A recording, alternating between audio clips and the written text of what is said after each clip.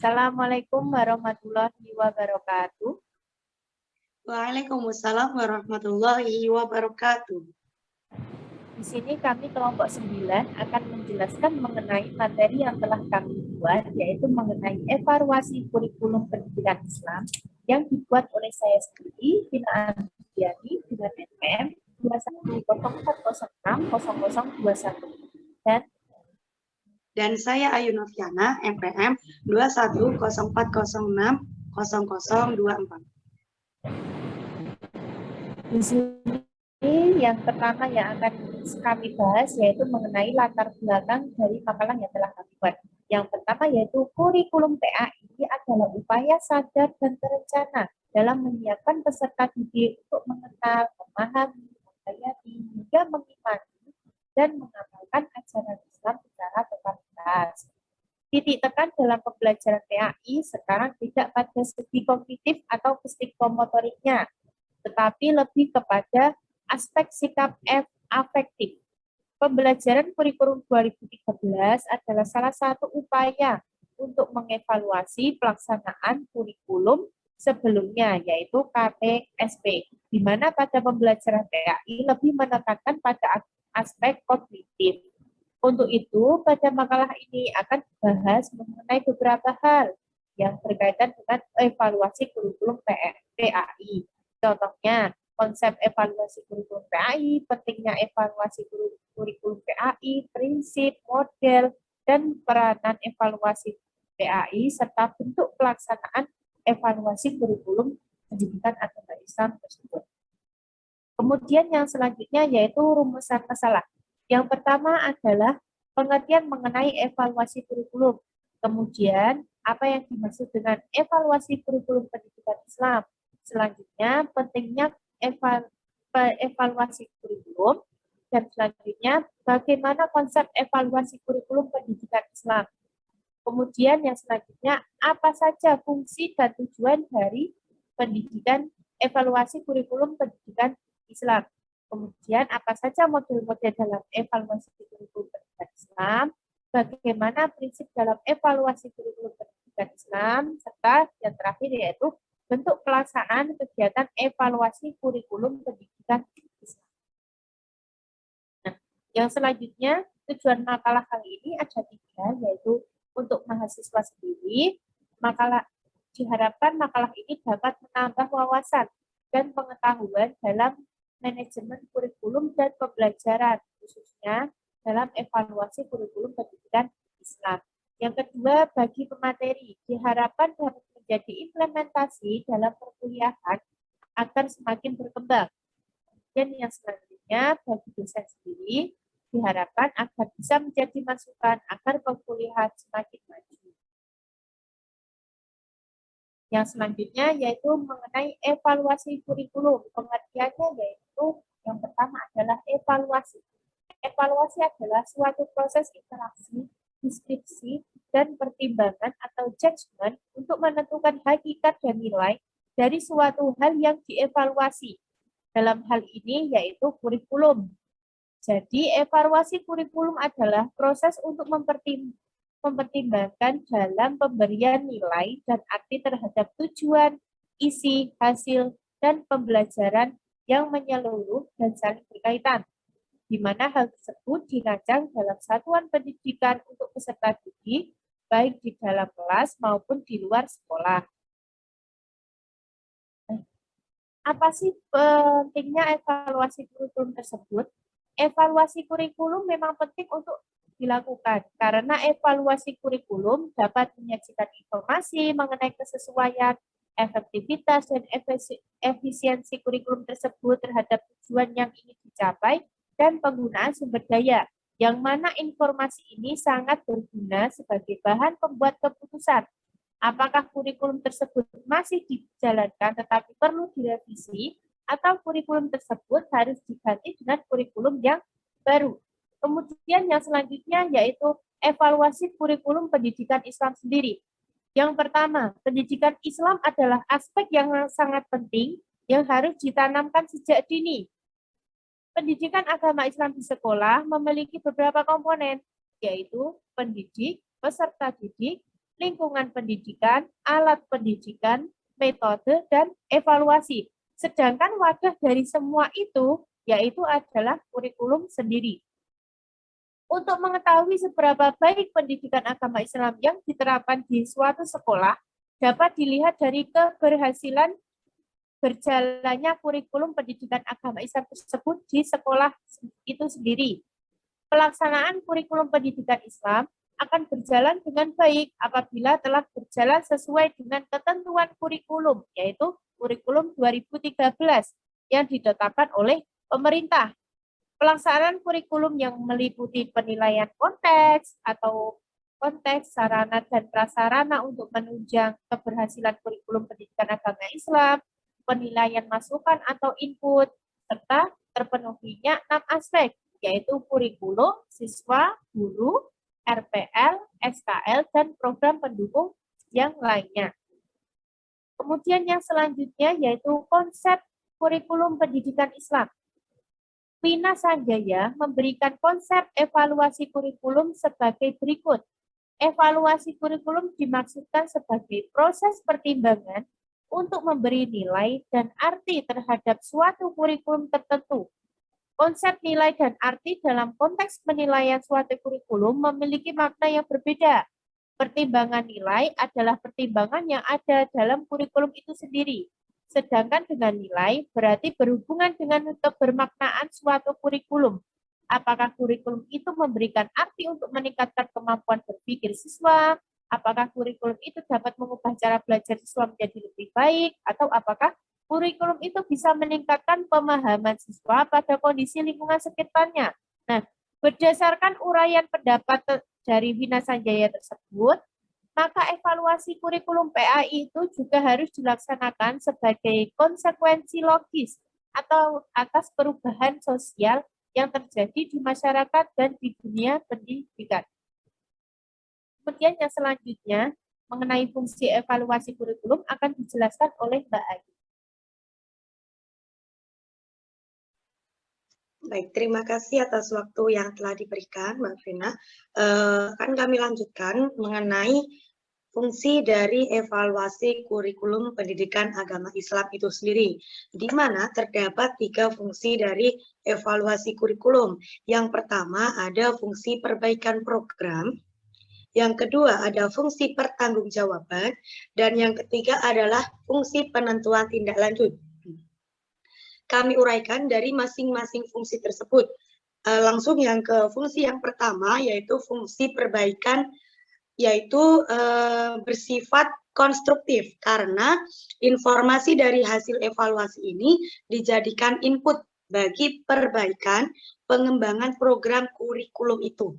Jadi, evaluasi itu dipandang sebagai tolok ukur hasil pengembangan sistem, apakah berhasil atau tidak. Kemudian, fungsi yang kedua berkaitan dengan pertanggungjawaban kepada berbagai pihak. Pada fase perkembangan kurikulum ini diperlukan pertanggungjawab, baik dari sosial, ekonomi, dan moral, berupa kekuatan dan kelemahan kurikulum, serta upaya untuk memperbaikinya. Jadi, ketika ditemukan suatu masalah, juga ada pemecahannya atau solusinya itu seperti apa, seperti itu.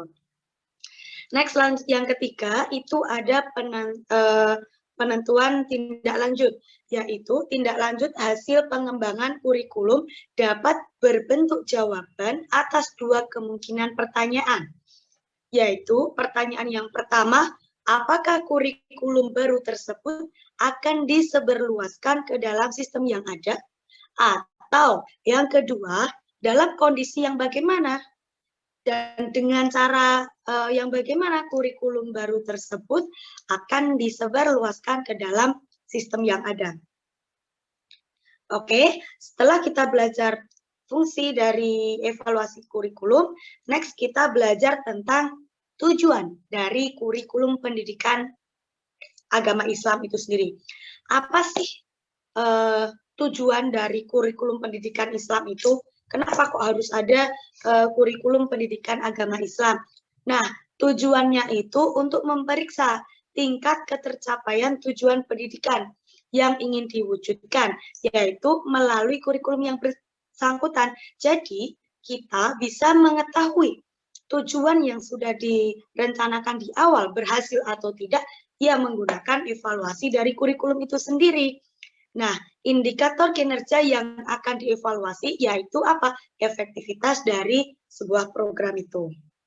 Next, selanjutnya, setelah kita belajar fungsi dan tujuan, kami akan jelaskan mengenai model-model dari kurikulum pendidikan Islam. Nah, ada beberapa model dari kurikulum pendidikan Islam. Teman-teman bisa dilihat di PowerPoint-nya. Yang pertama itu ada model kuantitatif. Maksudnya dari model kuantitatif ini adalah tidak digunakannya pendekatan proses dalam mengembangkan kriteria dari evaluasi. Fokus evaluasinya yaitu pada dimensi kurikulum sebagai hasil belajar. Nah, dimensi ini atau hasil belajar ini merupakan kriteria yang pokok bagi model-model kuantitatif. Selanjutnya, selain model kuantitatif, ada model kualitatif. Nah, model kualitatif ini ada model evaluasi conscientiousship.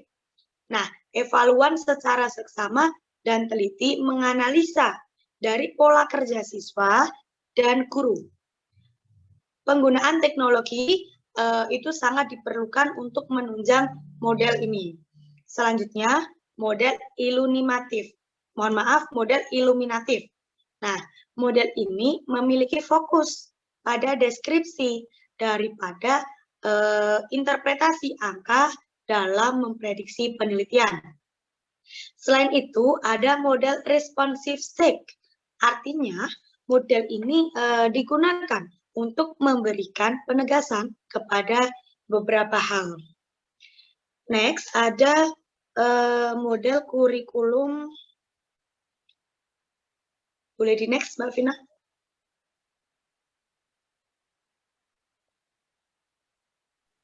Nah,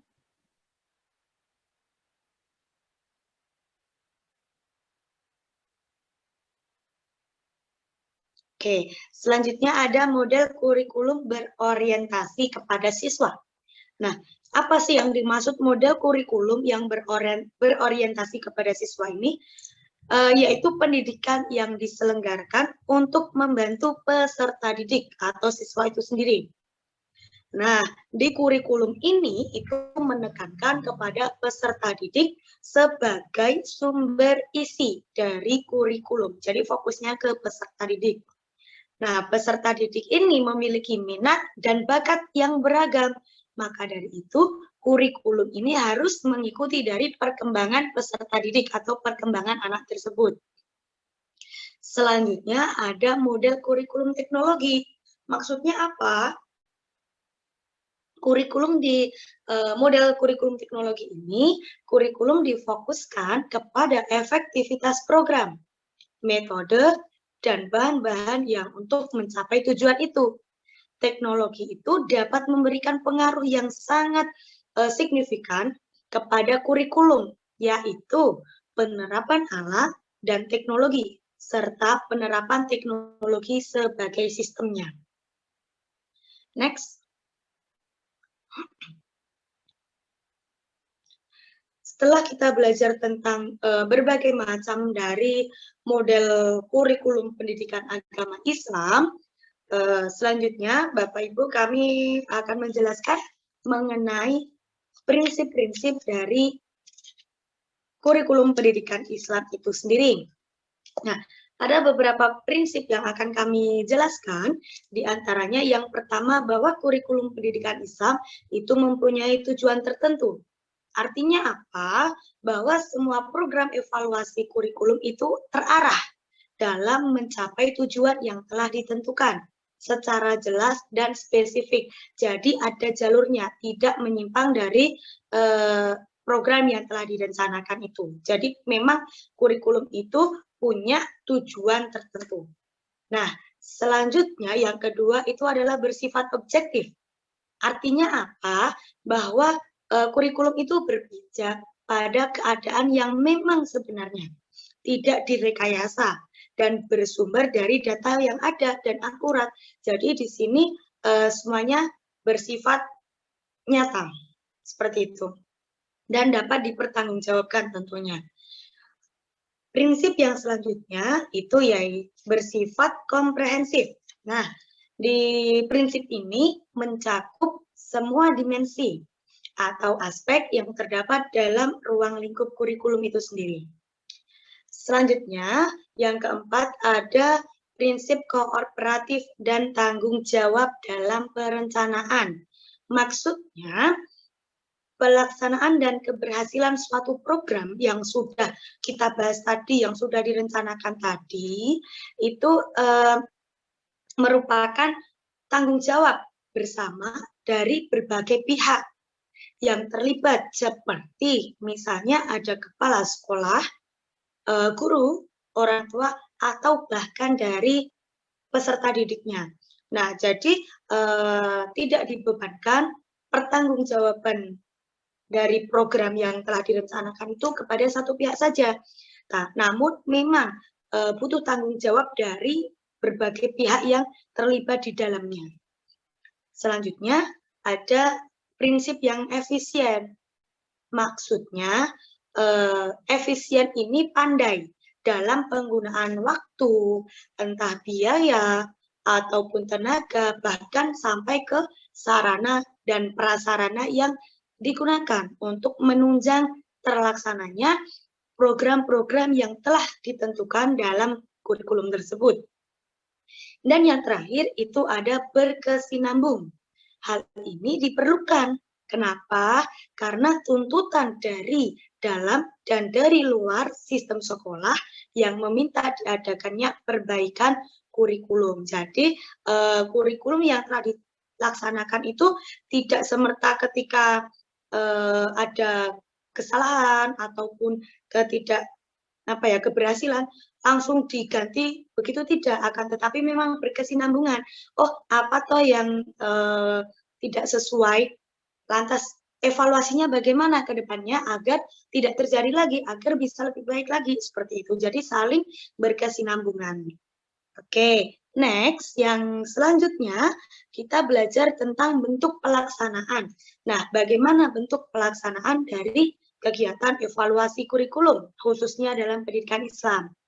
Secara khusus, itu ada yang pertama, kita harus mengetahui konsep, komponennya, bahkan dari isi sebuah programnya. Selanjutnya, kita harus mengetahui prinsip-prinsipnya, landasan pengembangannya, dan landasan ilmu pengetahuan teknologinya. Setelah itu, kita tahu bagaimana evaluasi dari kurikulum yang telah diterapkan tadi, berhasil ataupun tidaknya. Baik, teman-teman, Bapak, Ibu, dan Bapak dosen yang saya hormati, mungkin dari kelompok kami berkaitan dengan evaluasi kurikulum, itu saja yang dapat kami sampaikan. Kami simpulkan dari pemaparan kami tadi bahwasannya pendidikan agama Islam itu adalah salah satu pendidikan yang tujuannya untuk meningkatkan peserta didik yang berakhlak mulia, kemudian selain itu untuk menyiapkan peserta didik dalam mengenal, memahami, menghayati, dan mengamalkan ajaran Islam yang tentunya selalu bersumber kepada Al-Quran dan As-Sunnah. Jadi tidak menyimpang dari apa yang diajarkan oleh Islam itu sendiri. Hal itu bisa didapatkan melalui kegiatan pengajaran, pelatihan, serta pengamalan. Nah, evaluasi kurikulum pendidikan Islam itu perlu dilaksanakan. Kenapa? Agar pendidikan Islam yang diterapkan itu tetap aktual, kontekstual dengan dinamika serta tuntutan dari masyarakat. Selain itu, evaluasi kurikulum pendidikan Islam itu sangat penting. Kenapa? Karena memang evaluasi kurikulum pendidikan Islam itu berfungsi sebagai perbaikan program, pertanggungjawaban, penentuan dari tindak lanjut ke depannya seperti apa. Nah, dapat dikatakan bahwa sekolah itu akan berjalan baik jika kurikulum yang diterapkan itu bisa berjalan dengan baik pula. Jadi semuanya itu komponen dari sekolah, komponen termasuk ke kurikulum dan lain sebagainya memang harus berkesinambungan, harus dijalankan dengan baik agar terwujud program-program yang telah direncanakan di awal tadi. Mungkin itu yang dapat kami sampaikan dari kelompok kami. Ada lebihnya kami mohon maaf. Ada tambahan Mbak Vina? Sudah cukup. Oke. Mungkin itu ya Bapak Ibu dan teman-teman semuanya. Jika ada salah kata dari kami, tentunya kami mohon maaf yang sebesar-besarnya. Kami akhiri. Billahi taufiq wal hidayah. Wassalamualaikum warahmatullahi wabarakatuh.